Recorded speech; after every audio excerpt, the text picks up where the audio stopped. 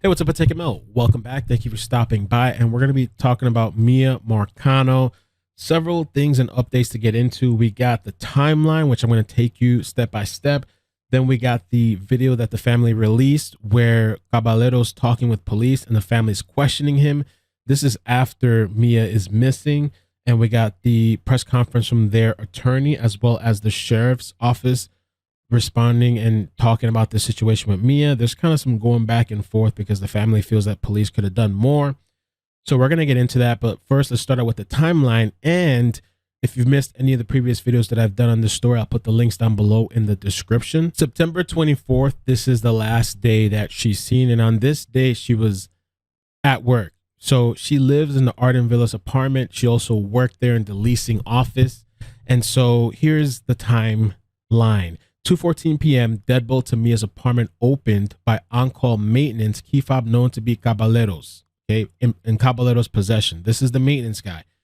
4:34 p.m., deadbolt to Miya's apartment opened by on-call maintenance, key fob. 5:06 p.m., now she gets off of work. Miya uses her key fob to enter her apartment. 5:52 p.m., Caballero's vehicle leaves Arden Villas. 7:01 p.m., Caballero places fake maintenance call. 7:11 p.m., Caballero contacts apartment office staff and asks to be let in the gate. Orange County Sheriff's Office says this was an attempt to establish an alibi. 7:16 p.m., someone uses Miya's key fob to swipe the exterior lock to Miya's apartment, but does not enter. 7:38 p.m., Caballero leaves the area of Arden Villas in his apartment. Between 8:20 and 8:40 p.m., Caballero's phone is at or near Timber Scan Apartments, where he left Miya's body. 9:23 p.m., Miya's mother calls OCSO to report that she couldn't reach Miya. 9:43 p.m., an OCSO deputy is dispatched to Arden Villas' apartment and arrives at 10:02 p.m. to check on the well-being requested by Miya's mother. And I think this is where we see this interaction with Armando and police and the family. And so let's pause the timeline and let's take a look into that night. This is after everything we just read. And Miya that day was supposed to take a flight to South Florida. She never made that flight.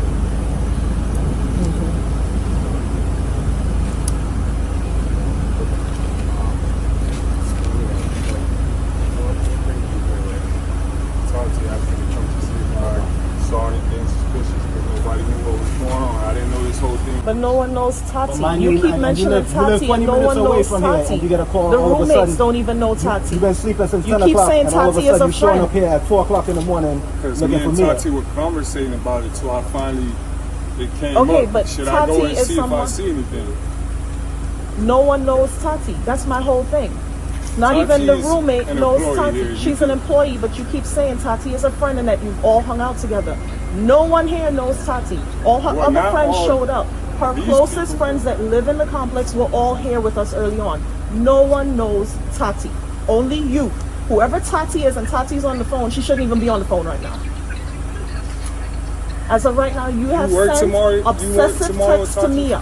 We have all seen the texts. You talked about giving her your life savings. You cash apped her money, and you claim that you weren't in touch. Who told her gave her life savings? I never said that. As a matter of fact, we're going to get a police report. So he offered to give up his life savings, according to the family. And this Tati person, I don't know who that is. According to WSVN, because I was a little unsure if this was September 24th, Friday night, or if this was September 25th, like in the morning hours. But according to WSVN, this was the night of September 24th. Report to pull your phone records if that's the case.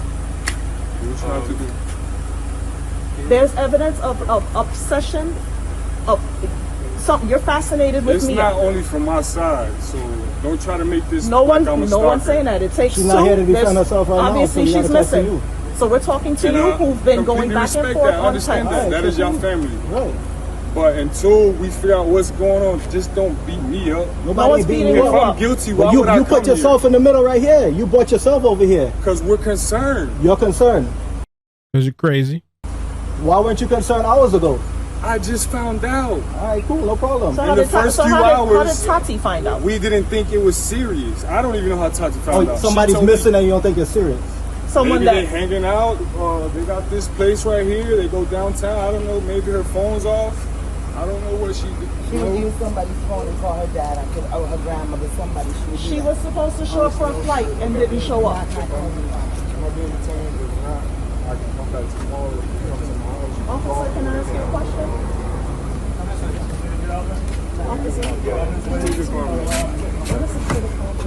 That's the clip that I saw was put out by the family. It looks like there could have been more, but that's all I see published. September 25th, 1:36 a.m., Miya is entered as a missing person by OCSO. 4:54 a.m., deputy meets with Miya's family at Arden Villas. 8:47 a.m., Castleberry Police Department responds to Caballero's apartment after a call from Miya's family reporting Caballero is seen with a glove, backpack, and blanket. 9:52 a.m., Castleberry PD stands by while Miya's family looks through Caballero's apartment with his permission. 3 p.m., Caballero leaves his apartment. This is the last time he is seen. This is Saturday. 4:30 p.m., detectives consider Caballero a suspect in Miya's disappearance. 5:44 p.m., OCSO detectives secure Caballero's apartment as they write a search warrant to submit to a judge. 9:35 p.m., last text message is sent from Caballero's phone. September 26, 1:30 a.m., OCSO detectives execute search warrant on Caballero's apartment. September 27, 10:34 a.m., Caballero located deceased by hurting himself in Seminole County. October 2nd, 10:45 a.m., Miya's body is located by OCSO search teams at Timberscan apartment. Now let's check out the press conference. This is from the attorney, the family attorney. And I have to say that the family was really on it with Miya's disappearance from the beginning, from the start. And there is some details, weird stuff that comes out as well during the press conference. Because no one would listen to them. Despite the pleas from the family, the thing that was most upsetting was this sheriff's deputy told the family on a Saturday, if you don't hear from Miya by Tuesday, call us back. And that is just totally unacceptable. So they wanted the family to sit in the hotel room and wait to see if they were going to hear back from Miya on Tuesday before they do something about it. And it just should not be like that. It is not proper protocol. Despite the sheriff representing that they did not have reasonable suspicion or probable cause to detain this individual, I highly dispute that. There was enough information that was given by this family where they could have detained this individual. They could have taken him down for questions. And I think if you see, watching the video, the questions that the family was asking him, they basically had this guy about to say something. So imagine if you had trained professionals asking him that question. So for 7 days, 7 to 8 days, this family had to go through pain that they would never be able to get rid of because so many people dropped the ball. If management from the Arden Villas would have come to this apartment complex when the family reached out and called them, if someone would have come out at 3 o'clock in the morning and checked that key fob, we would have known immediately that that individual had been in Miya's apartment. So they would have had, at that point, they would have had probable cause to arrest him. So again, this was not taken serious at all. And we know, based on statements that have been given to us, that the sheriff deputy who was at the scene said clearly that this case is not a priority to us. We asked the question again, did he say that? And they were clear that he said that this case was not a priority. They asked him, did you dust the facilities, the apartment, for fingerprints? They didn't do that. They didn't do anything that you would do in a basic investigation. And when this security guard did the things that these sheriff deputies should be doing, they simply laughed at him. And they did not even take the fingerprints that he had gotten off the windows for them.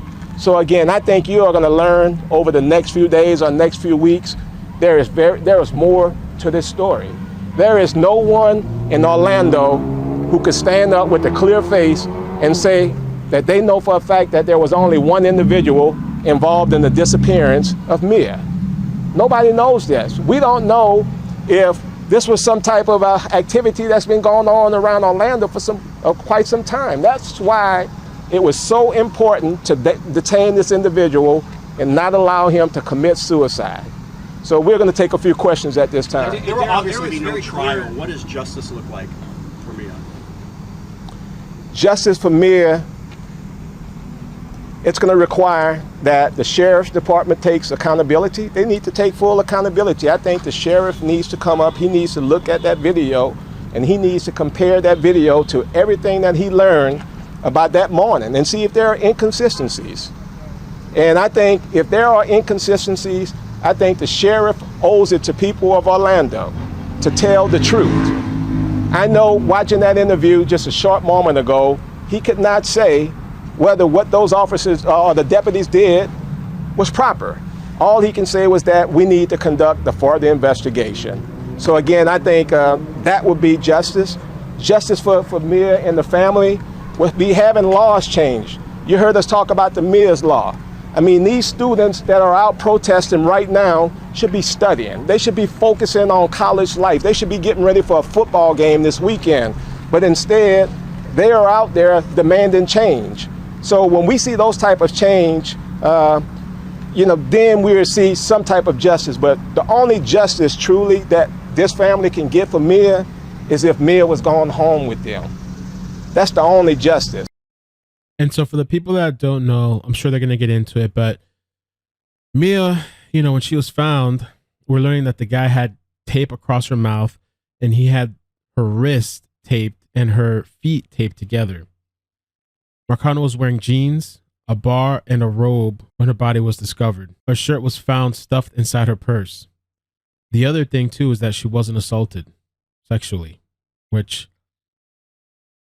I think a lot of people thought maybe that's what he did, but apparently they're saying he didn't. The other thing, too, the residents are stating that some of the leasing office has a clause where the owner has no obligation to obtain criminal background checks on any residents and bears no responsibility or liability related to criminal background or actions for the past, present, or future of any person. The Arden Villas apartment complex said they ran a background check on Caballero, but the residents are really upset. And one resident said that a couple of weeks before Miya's disappearance, they say, "I had an instance where a maintenance person entered my apartment completely unannounced," said a protester.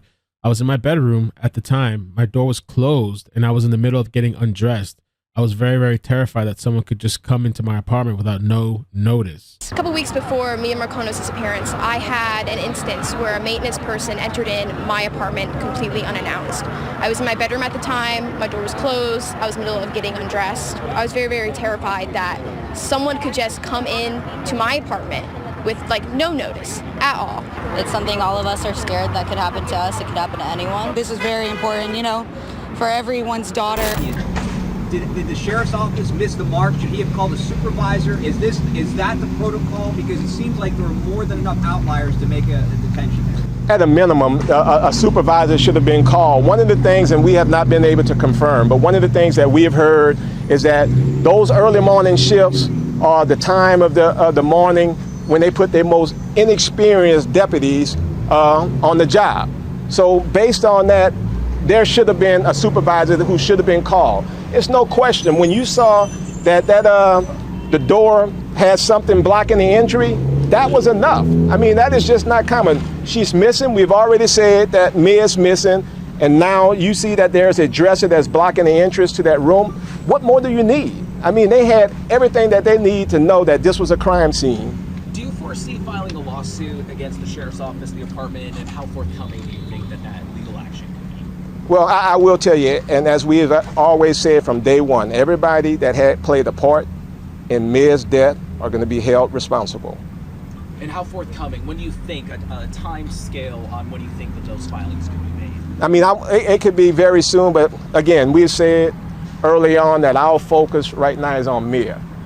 Our focus is having the family to properly grieve. And that's the focus this week is going to be about Miya and the family. And that's always been the #1 priority. The timeline says, according to the sheriff's office, that after the family spotted that blanket when he went into the apartment, it says Castleberry PD stands by while Mia's family looks through the apartment with his permission. Which is fairly extraordinary. Did he react to them? Did they find, I guess they didn't find what they had just seen him with? Any ideas how that all transpired then? I mean, it's very clear, and again, he knew at this point that the family had been questioning him, and they knew where he lived, etc. So if he invites them in, he's inviting them in because he knows that all the evidence that he had was no longer there. So again, in these type of investigations, every second matters. And the time that they needed, they just basically dropped the ball. Do you have any solid proof or evidence or tips that there is somebody else involved? What I do have solid evidence of, I don't know if someone else is involved. I don't think the sheriff knows if someone else is involved, but I do know that there are so many questions. When I walk into the apartment for myself and just looked at the window and looked how high it is off the ground, it's a lot of things that gives you some pause. I do know, based on some conversations, that he was with a couple of individuals during the day. So again, we don't know, but we're hoping that somehow we do find those answers. But this investigation should be far from over. Have they given you any indication what may have happened to her? Have they talked to the family about anything that they think may have happened to her after she left? Honestly, we wish that's just something that we wish we did know, but we don't have those type of details. At some point, did they close the case and reopen it? Well, from what we understood is that, or what I understood when I heard the sheriff's first press conference, is basically that he said that nobody else was involved. So to make that comment tells me that the investigation was over. Now I'm hearing something totally different. I'm hearing now that they're going to continue with the investigation to find out what happened. Do you have any details about what they found on the second crime scene 3 months ago? No, I don't have I have not gotten those details yet. Again, they haven't given us all the specifics about what was found. Daryl, I know a lot's happened in the last few hours here, but also when we met yesterday, you talked about possible litigation against Arden Villas. Have you had a chance to look at a copy of Mia's lease? Because there are a lot of outliers in that lease about security protocols and measures here, and just wondering if that's something you've had a chance to look at. I know your protesters are out here. How do you guys proceed with knowing what the lease says? Well, again, the lease is deflection. What they're giving to the media is totally deflection. They're focusing on security. Our focus is on this guy having access to that key fob. So that's totally separate from the security issues. We agree that there are major security issues in this complex, but we need to see the provision. What we want to see is the policy on dealing with that key fob, not the security issues, although that is very important, and that's what we need to see. Do you think the scene was contaminated because they don't continue with the procedures of the sheriff? It's clearly the scene was contaminated when they allowed the roommate to go inside of the apartment from that window to open the door. That should have never happened. What if there was still someone in that apartment? The roommate could have been harmed. When the deputy saw that door was barricaded, there is no reason why he should allow that young lady to go into the apartment. He put her life in danger. So that just tells you how poorly this entire investigation was done. I mean, I need to know what police protocol would authorize them to allow a young girl to go into an apartment when you see a door barricaded. What would allow that? Why didn't the deputy do that? Or why didn't he call somebody out to the scene immediately to say that this door is barricaded? I don't know if somebody else is in here. We need to get somebody out here immediately. That was not done. And the reason why it was not done, because as he told the security officer, this was not top priority. And according to WSVN, speaking on that, when a deputy arrived at Marcano's apartment, he waited for her roommate to arrive and give him access to the apartment. This was when Marcano's family contacted Orange County Sheriff's Office to conduct a welfare check. And so he waits for the roommate. The roommate arrives. They discovered that the door was barricaded by a dresser. So the deputy helped the roommate climb through the window in Marcano's bedroom which is now considered a crime scene. Under the rug inside the bedroom, Washington said, deputies found what looked like to be a box cutter that Marcano's family said was not hers. We asked to see the body camera video of that response when police showed up the first time. We don't know if they had a body cam video. I'm not sure if there even one. That's one of the things that we are requesting, whether there was body cam video, whether there was some type of dash cam video in his vehicle. We don't know. And have you been able to reach the medical examiner office? Have they told you when you will have a final result? We have not gotten any answer as to when we're going to have a final result. Obviously, you know, because Miya was left out for so long, this is just not the ordinary autopsy that they had to conduct, so things are taking just a little longer than they ordinarily would. The family is here. Do any of them want to speak to us at all? No. What's the next step? I mean, again, as we said earlier, the family is going to be grieving, continuing their grieving. We're focused now on the funeral for Miya. That is what is most important. The family is already starting a foundation in Miya's honor. And I think that is going to be something that you're going to hear about. That's going to be very important for the family because they want to make sure that nobody ever has to go through what they experience. They're going to be looking at changes to how apartment complexes deal with key fobs.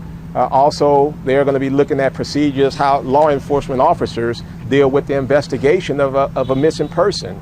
I think this is something that has been swept under the rug for so very long, and sadly, you see the support system that's here today. Think about the people who go missing who don't have that support system. Sadly, they just become a statistic. So the family has decided that they don't want Miya's death to be in vain. Sadly, it took the loss of Miya to bring attention to a very huge issue. I cannot tell you how many people who have contacted us over the last couple of days who said they had the very same experience at the Arden Villas. There's several individuals had an experience with him at the prior apartment complex that he was working at. And we covered that on the previous video where a guy, I mean, this maintenance guy, he at a different complex, he was hitting on this woman, and I guess she finally agreed to go on a date for a later time, but he, I guess, randomly changes the date to that same day, and she was turned off by that and kind of like, whoa. And so this guy gets pissed off and throws a weight through her window. Police were called out. There's body cam footage, everything. So this is something that's not only going on in Orlando, this is something that's going on throughout the country, and it just simply has to change. In the video, he makes the comment, Caballero, if I was guilty, I wouldn't come out here, or something to that effect. Was the family who was on the scene surprised that he used the word guilty? Did that set off an alarm bell to anyone? I mean, the way we explained it, and I talked to the family about this, I asked them, how did they know this guy had something to do with it? And honestly, the best way we were able to explain is that Miya was inside of them. I mean, you look at a city as large as Orlando and all the people around, how would you know? And I mean, they just had that parent instinct, that intuition that this guy had something to do with it. And just from his question, I mean, the father was asking questions and he knew that something was not right. And that is the thing that is so upsetting to the family, that they were able to get this information and the sheriff deputies refused to take the information that they did. A family should not have to do their own investigation when deputies are being paid to do that. Have you guys obtained any information on how many text messages he had sent her in the time that they knew each other? We have not gotten that information at all. So again, what we can tell you, and we have spoken to a number of individuals, this was something that was constant, that she was not interested in him. Employees of the complex knew this, and that he acted inappropriate. So that was something should have been done about that. And that's our position. He should have not been there. But again, they were co-workers. They knew each other. But again, she had absolutely nothing to do with him and didn't want to have anything to do with him. And sadly, whenever a lady says no, it should not result in her dying. How would you describe Arden Villas' willingness to communicate with you in this present time? There's been no willingness. I will tell you, in my over 20 years of practice, I have never seen anything like this ever. I've been a part of some of the most egregious situations that ever happened. And victims' families, police departments, they have all reached out to the family and offered their condolences.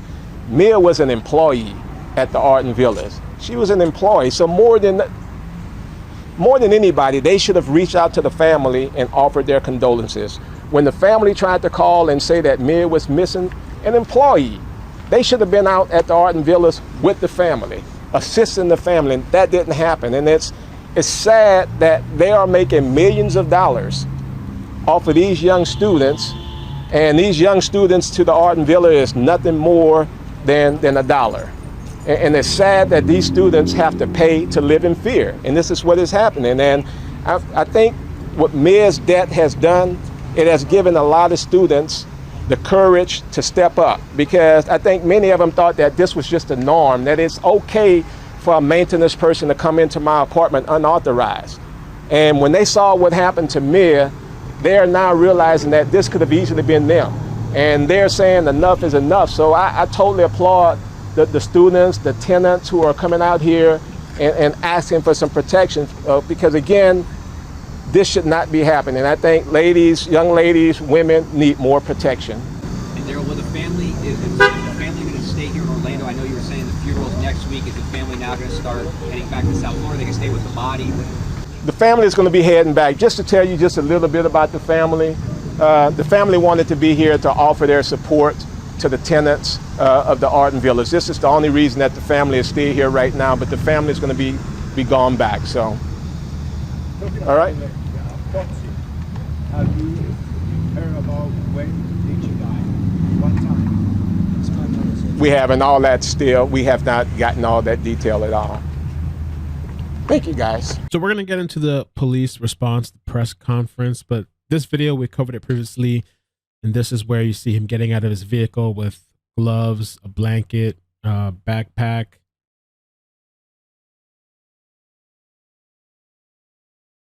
So, I mean, it's just crazy to think that, you know, the family encountered him. And this was on Saturday where they catch this footage of him taking that stuff out of his car. So let's hear the police response. Our deputies are not permitted to arrest or detain someone based on a hunch or based on what someone else is saying. Instead, they must establish facts to justify such a detention. So, sadly, detaining Caballero at 4:30 a.m. would not have changed the fact that Caballero left her body at the Timberscan Apartments between 8 and 9 p.m. The night before. That's a full. So that's what I'm thinking. I think this whole situation that we see on video where the family confronts him in police, it's in the early morning hours of September 25th. That's what happened. Deputy meets with Miya's family at Arden Villas. But I don't know if that video is Arden Villas or that's his apartment area, but I think it was the early morning hours. So, sadly, detaining Caballero at 4:30 a.m. would not have changed the fact that Caballero left her body at the Timberscan Apartments between 8 and 9 p.m. The night before. That's a full 8 hours before that video was taken, and actually, it was before the sheriff's office was even called to look into, to check the well-being of Miya, like her parents wanted. So our detectives, my commanders, myself, we're going to look into every part of this investigation to see and to make sure that everything possible was done in our quest to find Miya. To my right, there's a more complete investigative timeline than we had released previously. We'll kind of give you a clear picture of what happened in the hours after Miya was reported to us. You'll see on there that she was entered into the system at 1:30 a.m. that morning, and that we had conducted a search warrant on Armando Caballero's apartment the next day. And Miya's parents had been receiving this information from our detectives as the investigation was unfolding. Our detectives talked to the parents numerous times a day and gave them as much information as we could without compromising the integrity of the investigation. So again, we're still awaiting the cause and the manner of death from the medical examiner's office. Because of the decomposition, because we're waiting on toxicology, that could take some time. As has been reported before, Miya was found bound with black duct tape on her feet and hands, and her mouth was also covered with black duct tape. The shirt that was widely posted as the shirt that she had been missing was found inside of her purse as well. And so before I take some questions again want to express our deepest sorrow to Miya's parents, and the rest of the family and the friends and all their loved ones. So I'll take some questions. We'll start over here.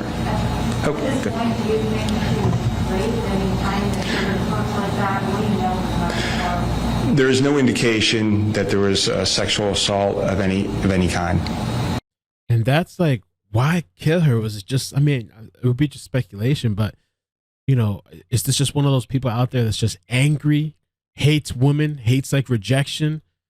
Why do all that? Was it just anger? And or does he have issues as well? You know what I mean? Not that we want that kind of stuff to happen, but why kill her? Like, it just bound her and do all this stuff. Like, it's like some sort of frustration, anger type of thing. Sure. So it says that the deputy was dispatched at 9:42 on Friday. Seeing the disarray in her apartment, how come that didn't spark more of us? Well, actually, in watching video and looking at the report, the deputies actually made comments about how clean the apartment was. So again, our deputies responded to check the well-being and began the documentation and began collecting the information they needed to continue with the investigation. Like I said, she was put into the system as missing. That is weird, though. Literally, it's the same night. They go there to do the welfare check. They can't even get into the apartment. I guess the friend, they wait for the roommate. The roommate, they can't even get through the front door because it's barricaded by the dresser. So this person has to hop through the window. And he's saying it was clean, but the circumstances is pretty bizarre. At 1:30, and we worked all weekend long, identified the suspect with all those facts involved, and continued our investigation and until we found her, this past weekend. Sure. Curtis McLeod with Spectrum News 13. Did the deputy on the scene who actually had contact with Caballero, did he contact a supervisor after he came in contact with him? Yeah, and that's all part of the investigation. We're going to look into exactly who was notified, when they were notified, and what more could have been done. And so again, I do have to go back to the fact that unfortunately all these things that we're talking about wouldn't have prevented anything. She was already left dead at Timberscan Apartments before we were ever called. And I know as a parent myself, I would feel so upset, and I would want all these answers, and I would want to place blame. The person responsible for Miya's death is Armando Caballero, and although the investigation still continues, he's the only person responsible for her death. Sir, what have you been able to find about the circumstances? What exactly happened? And right now, does evidence show that she may have left her apartment alive? So that's part of the information that we're trying to ascertain, and the reason we're continuing our investigation. At this point, we just don't know yet. Sheriff, I know you mentioned this when you first started the press conference, but can you talk to me a little bit about your thoughts on the video that you saw from family members? Based off of you seeing that video, do you believe there was probable cause to detain Caballero based off of reviewing that video? Right. So in reviewing the video, you definitely have some upset family members who are asking some heated questions to Caballero. The deputy is there. It appears to be taking information from Caballero, but there's not enough there in that video, or enough there that happened that night for probable cause to make arrest, or anything to establish any facts that this person has to be detained. Unfortunately, I've been doing this for 30 years. We talk to suspects all the time, and we know they're the person. We know they did it, and sometimes even months later, we know they're still the suspect. But we need to build a case. We need to investigate. We need to have all these facts that you see up here before we can actually, make an arrest. And I do understand, being a parent myself, that it's hard. I can only imagine what they're going through, and they want answers. And unfortunately, the two people that have the most answers in this case, Armando Caballero and Miya Marcano, are not with us, and we can't get some of those answers right now. But I'm confident our detectives will be able to find out as much as they possibly can about this case and let everyone know as much as possible. Sheriff, what do you know about obsessive texts between Caballero and Marcano, like we heard in that video? Like, were there, in fact, from what we could pull, bruises on Caballero and scratches during that initial interaction? Yeah, so I've been told that there was some communication, and like I said in that first press conference, that obviously he had some type of romantic interest in her, and I think as far as the scratches and the bruises, I don't know how visible that those were, but again, that alone doesn't lead up to probable cause for an arrest. Sheriff, what about the fact that the family also stated they then followed Caballero to his apartment and saw what they believed was her belongings in his person? Right, and so they did contact Castleberry Police Department. They did go in his apartment. Caballero let them into their apartment.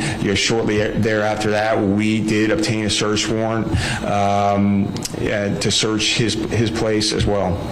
What would you say to the family? Because I think their feeling right now is that if the Orange County Sheriff's Office maybe would have done even just a little bit more, they would have been able to find Mia's body earlier than, a week and a day after. Well, I would say, again, those are all things that we're looking into.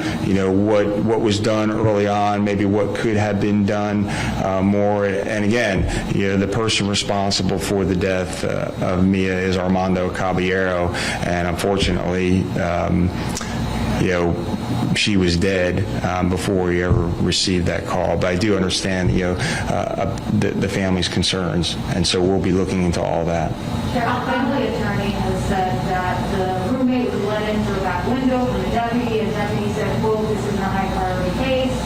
Allegedly didn't consider it a crime scene. Is that true? What do you see from watching body cams, those initial reports? So, the initial report was extremely detailed, and like I said, she was entered into the system as missing. And so all those parts about, the security of a possible crime scene, that's all the stuff that we're looking into to make sure that we did the best possible, build the best possible case that we could. Sheriff, looking at the timeline, was this a planned out attack? Yeah, it's hard to tell. That's part of the investigation.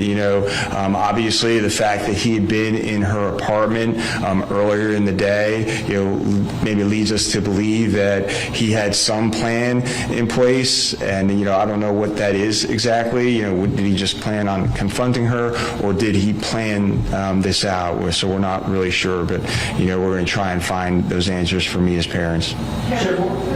We talked about remaining evidence of the cell phone. Has that been found? I know you you all have been searching for that? So we're still looking for 2 cell phones, a set of keys, and all that information. So if people find those things, please call the Orange County Sheriff's Office. Sheriff, lastly for me, what would it have taken to establish probable cause to detain Caballero? Well, a lot of different things go into that. I think getting all of that information. And remember, the initial responding deputy, they don't have all the information that we have now a week and a half later. So all that takes time. But yes, you start to build a case, you start to investigate, and you learn different things about access to apartments. And so yeah, it takes a little bit of time, but we have to make sure we have probable cause. At this point, is there any evidence that shows they may have dated or had a prior relationship, or is it looking more so like harassment or just romantic interest? Yeah, so far the information that I've been given so far that it was a romantic interest that was rebuffed by Miya. In that video with the family attorney, someone says Tati, and he's talking about this employee Tati. Was she questioned? What do we know about that person? Yeah, so our detectives are some of the best in the world, and they've interviewed every possible person that has any connection to this case that we know about. Do you still believe that Caballero was? Yeah, that Tati thing was just kind of weird. And he kept just reiterating. I mean, maybe that's just a friend of his. I don't know. Did they know what was going on? But he just kept emphasizing this person's name too while he was being recorded, as he wanted people to hear, or I don't know. Was the only person involved? Yeah, and I'll say it again, Armando Caballero is the person responsible for Miya's death. He's the only person that is involved in this case. We're not looking for any other suspects. He is the one responsible for Miya's death. With respect to the family, was Miya Marcano found fully nude? So the way she was found is she did have jeans on. Her shirt was taken off. She was wearing a bra. There was a robe that was on her as well. You talked about reports and video. Would we be getting that soon? When do you think that will be turned over? So remember, it is an active investigation. So certainly you all can put your requests in, but it's an active investigation. Like I said, there's still a lot of things that we have to do, and so that's why we want to give you a timeline of the things that we did early on. And I will say that this case. The amount of staffing and the manpower and the hours that have been put and the resources that have been put into this case are some of the most I've ever seen in a case, and I've worked some pretty extensive, critical incidents. Last thing for me, it says now that he opened the door at 2:14, then maybe at 4:30. At this point, does it appear he was indeed waiting for her to get off of work, and do you know if she went unwillingly or willingly? So there's no doubt he was waiting for her, knowing, she was going to be coming home from work. And so, whether she went willingly or not, I would speculate that she did not go willingly based on everything that we know thus far. Okay, thank you. Condolences to the family. We're going to see what happens with this whole situation. They're still investigating. Maybe there's more that will come out. They have an attorney. Are they going to go after the apartment complex, Arden Villas? Are they going to go for the police station? Or, the police are saying that it wouldn't have changed the outcome if they had arrested him at the time and that they didn't have enough probable cause. I can understand how frustrating it can be. I can only imagine for the family. Not only this whole situation happening, but just this guy's literally right in front of you and you're saying, this is him. This guy is weird. He's suspect. This guy is strange. It's him.